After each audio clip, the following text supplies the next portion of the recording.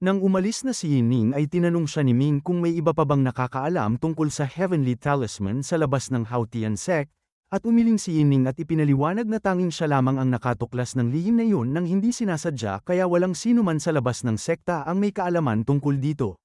Sinabi ni Ming na mabuti yun at inutusan siyang bumalik muna sa kanyang kinaroroonan at nangako siyang sa loob ng 3 araw ay makokontrol na niya ang buong Haotian sect, ngunit tumanggi si Yining na bumalik at mariing sinabing sasama na lamang siya kay Ming kahit saan pa ito pumunta. Tila labis na talaga ang pagkayamot niya sa lugar na ito at ayaw na niyang manatili roon kahit isang sandali pa, at tumango si Ming at sinabing maaari siyang pumunta sa Quixote Continent kung saan sila nagtatayo ng bagong pamayanan, kaya kung nais nito ay maaari siyang tumulong doon sa pamamahala. Ngumiti si Yining at sinabing handa siyang gawin ang anumang bagay, huwag lamang siyang makaalis sa lugar na iyon, at pagkasabi noon ay bigla siyang tumigil dahil napansin niyang may ibang kahulugan ang kanyang sinabi na tila nagpapahiwatig ng mas malalim na damdamin. Ngumiti si Ming at inutusan ng Space-Time Sword na dalhin si Yining sa Quixote Continent, at pagkatapos ay bumalik siya sa kanyang orihinal na anyo at tumawag siya ng 3 pinakamalakas na miyembro ng Heavenly Daoist na pawang mga Longevity Supreme na nagsisilbing pangunahing puwersa ng Heavenly Dao Sect. Lumitaw ang 3 at magalang na binati si Ming at tinanong sila ni Ming kung kaya ba nilang dakpin ang pinuno ng Haotian sect nang hindi nakakaakit ng atensyon, kaya sumagot ang pinakamalakas sa kanila na nagngangalang Wu Shan na kaya nila itong gawin, ngunit kailangan ng tamang pagkakataon upang hindi mabunyag ang kanilang pagkilos. Sinabi ni Ming na maghihintay siya roon at umalis na ang 3 upang gawin ang kanilang misyon, at nabanggit pa ni Ming na madalas daw pumunta ang pinuno ng Haotian sect sa unang asawa nito, kaya pagkaalis ng 3 ay nanatili si Ming sa silid at naghintay ng tahimik habang pinagmamasdan ang paligid. Ang kasalukuyang pinuno ng Haotian sect ay ang ika-8 anak ng dating Haotian god na kilala noon bilang 8th Master, at noong una ay niloko niya si Ming sa Divine Demon Continent at sinubukan itong agawin ang kanyang 9-star warship at iba pang kayamanan, kaya dahil doon ay naipit si Zhang Heng ng maraming taon sa isang mapanganib na sitwasyon. Mula noon ay paulit-ulit na siyang naging kalaban ni Ming, at ang pinuno ng Haotian sect ay kilala sa pagiging mapagpalaro sa mga babae, ngunit nang makilala niya ang kanyang unang asawa ay nahulog ng lubusan ang loob niya rito, kaya hindi na niya ginalaw ang iba pa niyang mga asawa at tanging si Chen Yuanyuan lamang ang kanyang pinapansin. Kinagabihan ay pumunta siya sa likod bahay kung saan naroon ang kanyang unang asawa na nagngangalang Chen Yuanyuan, at napakaganda ni Chen Yuanyuan at halos nakakasilaw ito sa kagandahan na tila isang diwata mula sa ibang mundo, kaya nang makita siya ng pinuno ay agad itong ngumiti at nagtanong kung bakit hindi pa siya natutulog, habang sumagot si Chen Yuanyuan na naghihintay ito sa kanyang asawa.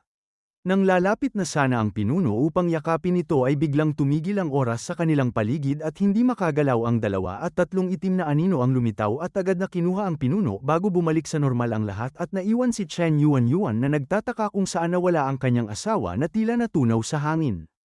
Sa loob ng restaurant ay dinala nila ang pinuno ng Haotian sect, at nang makita nito si Ming na nakaupo ay agad na naging masama ang ekspresyon nito habang sinubukan nitong lumaban, ngunit hindi ito makagalaw dahil kahit nasa Longevity Stage 9 ang kanyang cultivation ay wala itong laban sa 3 Longevity Supreme na nakapalibot sa kanya.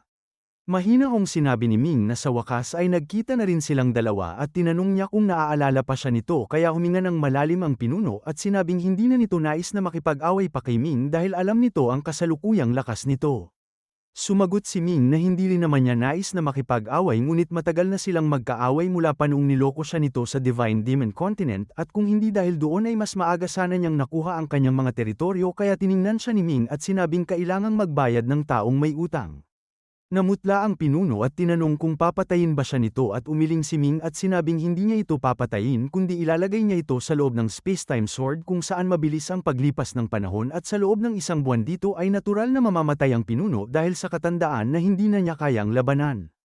Nang inig sa takot ang pinuno at sinabing kung palalayain siya ni Ming ay may sasabihin siyang isang sekreto, at tinanong ni Ming kung tungkol ba yun sa Heavenly Talisman, at sinabing hindi na yun lihim sa kanya, ngunit umiling ang pinuno at sinabing kung wala siya ay hindi makukuha ni Ming ang Heavenly Talisman dahil siya lamang ang may kakayahang gabayan nito. Ibinunyag nito na hindi pa patay ang Haotian god, at nagulat si Ming sa loob-loob, ngunit nanatili siyang kalmado at tinanong kung paanong hindi pa patay ang Haotian god, kaya ipinaliwanag ng pinuno na ang Haotian god ay nasa ilalim ng lupa at pinipigilan ang Heavenly Talisman upang hindi ito makatakas, kung kaya't kung hindi dahil doon ay naglaho na ang talisman noon pa man. Tinanong siya ni Ming kung ano ang tunay niyang pangalan at kung tunay ba siyang anak ng Haotian god at sumagot ang pinuno na ang kanyang pangalan ay Chi Chenghai at ang kanyang ina ay nabuntis sa pamamagitan ng kapangyarihan ng Haotian god kaya siya ay isang anak na nilikha sa pamamagitan ng banal na paraan. Tinanong muli ni Ming kung totoo ba talaga ang sinabi nitong buhay pa ang Haotian god at pinipigilan nito ang talisman at mariing tumango si Chi Chenghai at sinabing totoo ang lahat ng yun dahil ang Haotian sect ay sadyang pumili ng Chanfu Great World upang itayo ang formation na kukuha sa talisman. Tinanong ni Ming kung hindi ba siya natatakot na papatayin pa rin siya nito matapos niyang sabihin ang lahat at sumagot si Chi Chenghai na handa na siyang mamatay basta makasama niya muna si Chen Yuanyuan sa mga huling araw nito. Hindi inaasahan ni Ming na ang dating malamig at palaban na 8th Master ay may ganitong malalim na pagmamahal at tumango siya at sinabing hindi na niya ito papatayin ngunit kailangan itong tulungan siyang makuha ang talisman. Tinanong niya kung para saan ba talaga ginagamit ang talisman at tuwang-tuwa si Chi Chenghai nang malamang hindi siya papatayin kaya ipinaliwanag niya na ang talisman ay isa sa 9 na supreme talismans na ginamit noon upang patatagin ang ancestral source continent at ang talisman sa Chanfu Great World ay tinatawag na Supreme Vajra Talisman na may nakatagong Vajra World sa loob nito. Hindi niya gaanong alam ang buong kakayahan nito ngunit tiyak na hindi ito pangkaraniwan at tinanong ni Ming kung gaano nakalayo ang pagtatayo ng formation nito kaya napangiti ng mapait si Chi Chenghai at sinabing kalahating taon nang tumigil ang pagtatayo dahil kapos sila sa pera. Naisip ni Ming na napakamalas ng Haotian god na ipinagkatiwala ang ganitong bagay sa isang taong walang kakayahan at sinabi niyang ibigay sa kanya ang kanyang alaala at siya na ang magpapatuloy ng pagtatayo habang ipapadala na lamang niya si Chen Yuanyuan upang makasama nito. Labis na nagpasalamat si Chi Chenghai at agad na ibinigay ang kanyang alaala at ipinatawag ni Ming si Chen Yuanyuan at pareho silang inilagay sa loob ng Spacetime Sword bago nag-anyong Chi Chenghai si Ming at kasama ang 3 Longevity Supreme ay pumunta sa ilalim ng lupa upang tingnan ang formation.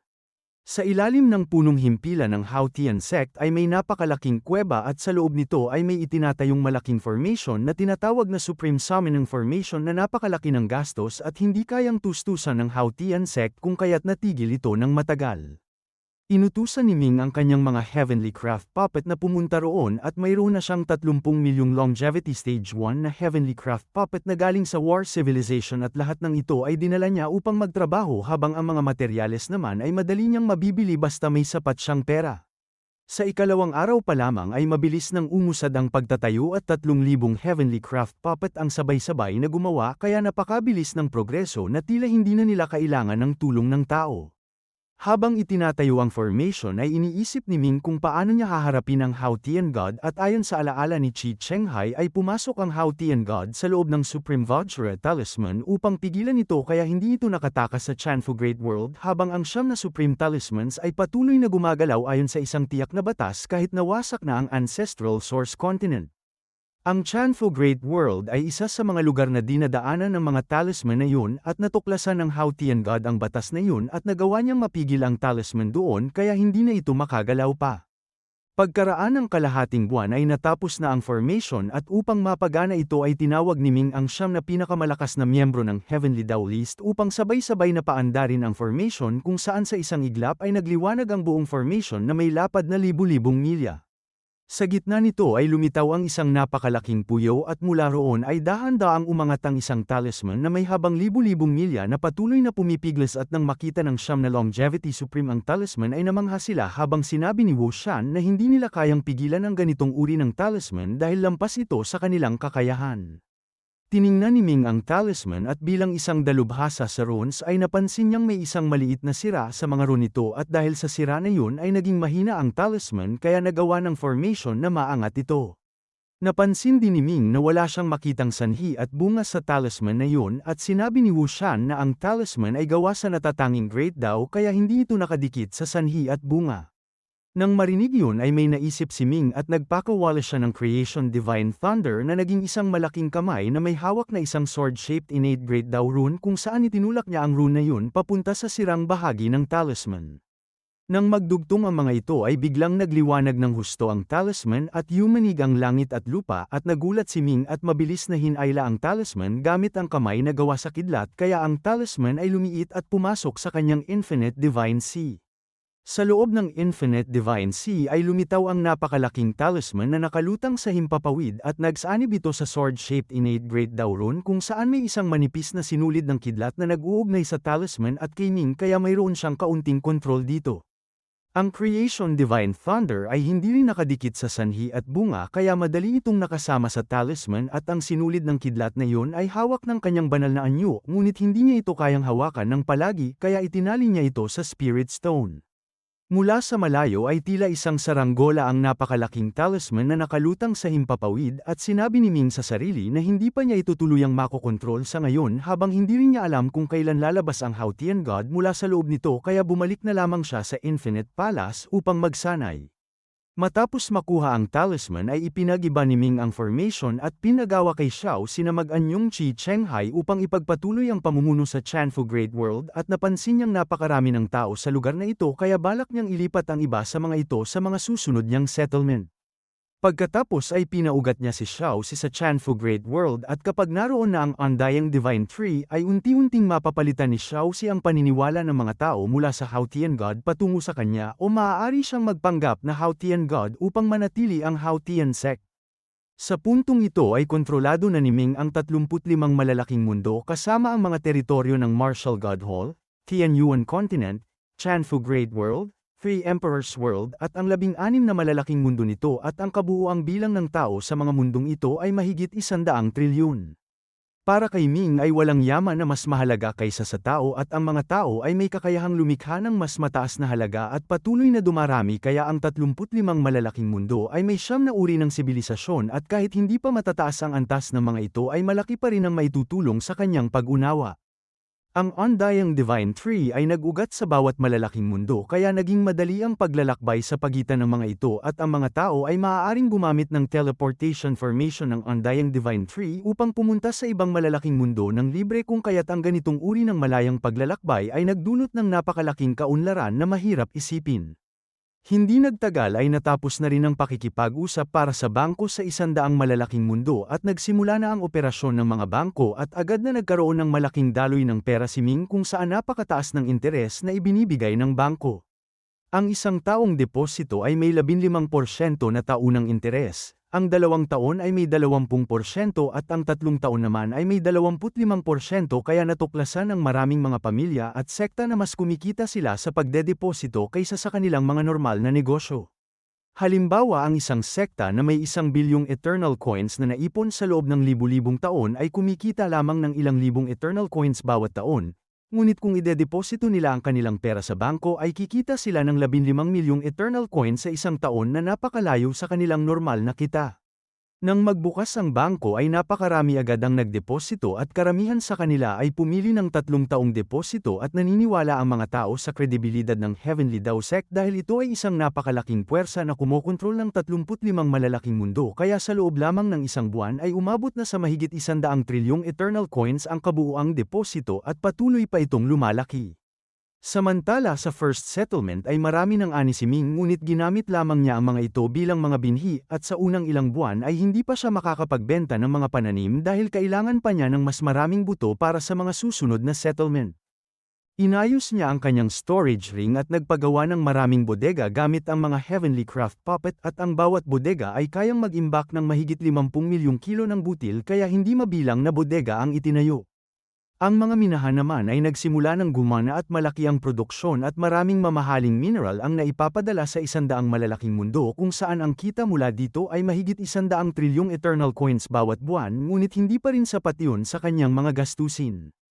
Sa first settlement ay maayos nang nakaangkop si Yining at nang makita siya ni Ming ay napansin nitong masigla na ang itsura nito na parang binago ng bagong kapaligiran kaya nagpasalamat si Yining kay Ming at sinabing gusto niya ang kanyang trabaho habang kitang-kita ni Ming na mula sa puso ang sinabi nito. Tinanong niya kung normal ba ang produksyon ng mga pananim at tumango si Yining at sinabing sa loob ng 4 na buwan ay umabot sa mahigit 200 bilyong kilo ang kabuuang ani ng longevity rice habang ang crystal sweet potato naman ay 15 milyong kilo at ang immortal vegetable ay 120 bilyong kilo kung saan ang genuine grain at dragon blood rice ay ginamit lahat bilang binhi dahil kakaunti pa ang mga ito. Nasiyahan si Ming at sinabing magaling ang ginawa nito at nagtanong si Yining kung bakit hindi pa nila ibinebenta ang mga ani at kung itatago na lamang ba nila ito ng tuluyan, kaya ipinaliwanag ni Ming na kailangan muna nilang mag-ipon ng binhi para sa mga susunod na settlement at hindi rin maaaring ibenta ng direkta ang mga grade 1 na pananim dahil mapapansin ito ng Divine Race, kung kaya't kailangan muna nilang magtayo ng mga pabrika para maproseso ang mga ito.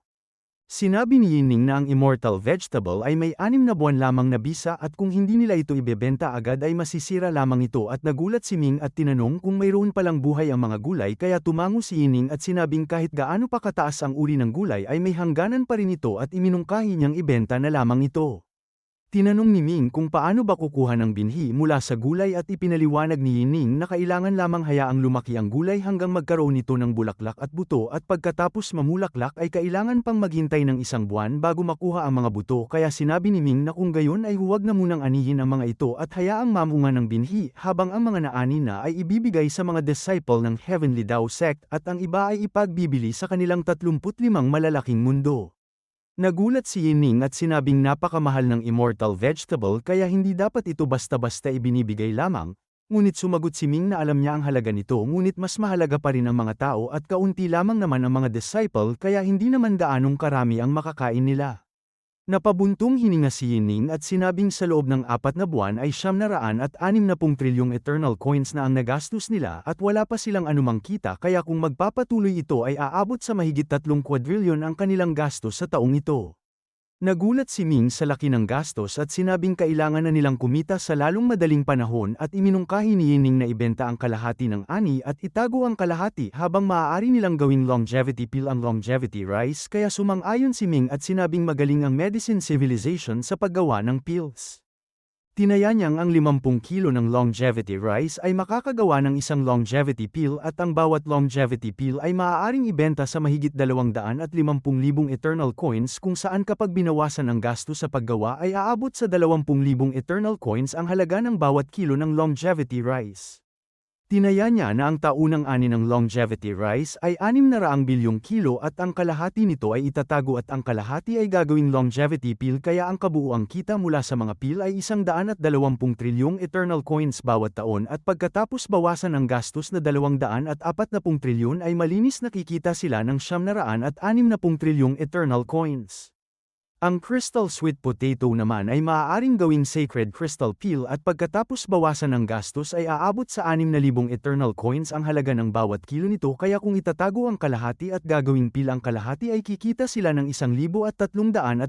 trilyong eternal coins bawat taon. Tuwang-tuwa si Yining at sinabing ang 2 pananim na yun pa lamang ay kikita na sila ng mahigit 2 quadrillion eternal coins bawat taon, at nasiyahan si Ming sa narinig at alam niyang sa wakas ay hindi na siya masyadong mangangamba sa pera. Mabilis na nagtayo si Ming ng mga pabrika para sa paggawa ng pills at sa loob ng kalahating buwan ay gumagana na ang mga ito, kung saan sinimulan na nilang gumawa ng longevity pill at sacred crystal pill. Ang epekto ng mga pill na ito ay doble kaysa sa direktang pagkain ng longevity rice at crystal sweet potato, kaya labis itong tinangkilik ng mga tao. Samantala sa Three Emperors World ay si Shanglong ang pansamantalang namamahala at sinusunod niya ang mga utos na iniwan ni Ming, kung saan ang una sa mga ito ay ang pagdadala ng maraming murang butil sa Three Emperors World upang ibagsak ang presyo ng lokal na butil.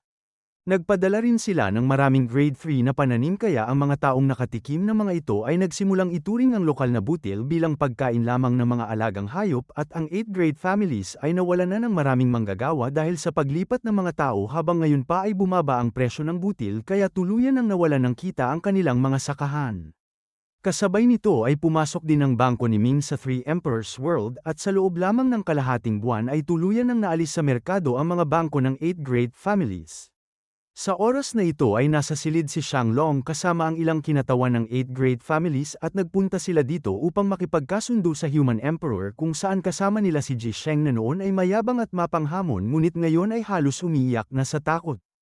Sinabi ni Ji Sheng na alam ng 8th grade families ang kanilang mga kasalanan, ngunit humihingi sila ng awa mula sa Human Emperor at nagmamakaawa silang itigil na ang mataas na sahod sa mga miner dahil kung magpapatuloy ito ay magsasara na ang kanilang mga minahan, kaya kalmadong sumagot si Shanglong na wala siyang magagawa sa bagay na yun dahil hindi siya ang may desisyon doon. Nanginig si Ji Sheng at nagtanong kung maaari bang huwag nang magbenta pa ang mga negosyong pag-aari ng emperador sa mas mababang presyo dahil nalugi na ang kanilang mga tindahan at idinagdag pa nito na napakataas ng buwis na ipinapataw sa kanilang mga ari-arian at hindi na nila ito kaya. Kaya mariing sinabi ni Shanglong na ang buwis ay kailangan para sa operasyon ng pamahalaan habang ang mga negosyo ng trono ay malayang magdesisyon kung kikita o malugi at wala silang karapatang makialam doon. Hindi nakasagot si Ji Sheng at pinalaya sila ng mga bantay at hindi nagtagal ay tinanggal si Ji Sheng sa kanyang posisyon at naging ordinaryong tao na lamang siya. Dahil sa sunod-sunod na paghihirap na dinulot ni Ming ay tuluyan ng bumigay ang 8th grade families at ang kanilang mga lupain ay hindi na sinasaka habang ang kanilang mga minahan ay tumigil na at ang kanilang mga tindahan ay nagsara at ang kanilang mga bangko ay nawalan ng kliyente. Kinailangan pa nilang magbayad ng napakataas na buwis at sa huli ay pinili na lamang nilang ibenta ang kanilang mga ari-arian kung saan sa loob lamang ng ilang buwan ay nawala ang kanilang mga lupa at negosyo. Naging ordinaryong mayayamang pamilya na lamang sila na walang ibang pinagkakakitaan at ang kanilang pera mula sa pagbebenta ng mga ari-arian ay idineposito lahat sa bangko ni Ming upang doon na lamang kumita ng interes habang hindi sila pinansin ng Earthly Emperor at Heavenly Emperor kaya wala silang magawa kundi tanggapin ang kanilang kapalaran. Ang mga lupa at minahan na kanilang ibinenta ay halos lahat binili ni Ming gamit ang pera ng bangko kaya naging bahagi ito ng mga ari-arian ng trono. Sa puntong ito ay halos balanse na ang kita at gastos ni Ming at hindi na siya nalugi ngunit hindi pa rin gaanong kumikita kaya para sa kanya ay sapat na ang ganitong kalagayan dahil mabilis siyang nakakapag-ipon ng lakas at napapalawak ang kanyang impluensya nang hindi nag-aalala sa kakulangan ng pondo. Matapos makuha ang Haotian sect ay ang susunod niyang target ay ang 3 sa 4 na Divine Lands at bilang bahagi ng Immortal Temple ay hindi niya gagalawin ang sarili niyang grupo ngunit ang Tungtian Divine Land. Eternal Divine Mountain at Divine Sea ay hindi na niya hahayaang patuloy na kumontrol ng mga malalaking mundo na maaari niyang gamitin para sa kanyang sariling pag-unlad at sa pagpapalawak ng kanyang teritoryo. Ang una niyang pinuntahan ay ang Tungtian Divine Land at malaki ang naging kaugnayan nito sa kanyang pag-unlad dahil kung hindi dahil kay Ji Tianping na sumubok agawin ang kanyang katawan at dahil doon ay nakuha niya si Beng Ying ay marahil na natili siyang isang maliit na tao na walang kakayahang umangat sa mundo ng martial arts. Kakaiba ang Tungtian Divine Land dahil ang pangunahing base nito ay nasa Tianyuan Continent at hindi tulad ng 3 iba pang Divine Lands na may kontrol sa ilang malalaking mundo ay wala pang gaanong formal na pag-uusap si Ming sa Tungtian Divine Land kaya hindi niya lubusang kilala ang grupong ito at kailangan niyang maging maingat sa kanyang mga hakbang. Ang Mingguang Great World ay isa sa 2 malalaking mundo na hawak ng Tungtian Divine Land at doon matatagpuan ang kanilang pangunahing gate at dumating si Ming bilang pinuno ng Heavenly Dao Sect kasama ang 10 pinakamalakas na miyembro ng Heavenly Dao List na pawang mga Longevity Supreme na may kanya-kanyang natatanging kakayahan. Tumunog ang isang kampana at agad na naalerto ang buong Tungtian Divine Land at maya-maya ay may bumaba na liwanag at lumitaw ang 2 elder na nasa Longevity Stage 6 na magalang na binati si Ming at sinabing naghihintay na ang kanilang pinuno kaya umakyat si Ming sa hagdan at pumasok sa isang lumang at napakalaking palasyo. Sa loob ay nakaupo ang daan-daang elder at disciple na pawang mga pangunahing tao ng grupo at sa gitna nila ay nakaupo ang isang babaeng kabataan na nakasuot ng berdeng damit na napakaganda ngunit hindi nakakasilaw ang kanyang itsura kundi nagbibigay ito ng kakaibang kapanatagan sa puso kaya nagulat si Ming nang malamang babae pala ang pinuno ng Tungtian Divine Land. Magalang siyang binati ng babae at sinabing isang karangalan ang pagdating ng pinuno ng Heavenly Dao Sect at hindi na umupo si Ming at sinabi na hindi na niya kailangang magtagal dahil diretso niyang sinabi na alam na nila ang kanyang layunin at pinalitan na ng Heavenly Dao Sect ang Martial God Hall kaya babawiin na nito ang 2 malalaking mundo na ibinigay noon sa Tungtian Divine Land. Ngumiti ang babae at tinanong kung wala na bang puwang ang dating pagkakaibigan at tinanong ni Ming kung ano ang tinutukoy nito kaya ipinaliwanag ng babae na noong unang panahon ay nakakuha si Ming ng Divine Spirit Robe o si Beng Ying na dapat sana ay para lamang sa mga tagapagmana ng Tungtian Divine Land at dahil sa robe na yun ay naging maayos ang kanyang pag-unlad hanggang sa marating niya ang kasalukuyang kalagayan kaya hindi ba yun maituturing na utang na loob? Nagulat si Ming at nagtanong kung paano nito nalaman at sumagot ang babae na ang Divine Spirit Robe ay isang lihim na kayamanan ng Tungtian Divine Land kaya natural na alam niya kung nasaan ito at kung ano ang kalagayan nito habang nang maging pinuno siya noon ay gustong bawiin ng mga miyembro ang robe ngunit pinigilan niya sila. Tinanong ni Ming kung bakit at ipinaliwanag ng babae na nagkaroon siya ng isang kawili-wiling ideya kung saan naisip niyang panoorin kung lalaki ba ang taong nakakuha ng robe at kung magiging anong uri ito ng nilalang, at ang resulta ay labis na lumampas sa kanyang inaasahan, kaya ipinakilala niya ang sarili bilang si Miao Yi na kasalukuyang pinuno ng Tungtian Divine Land.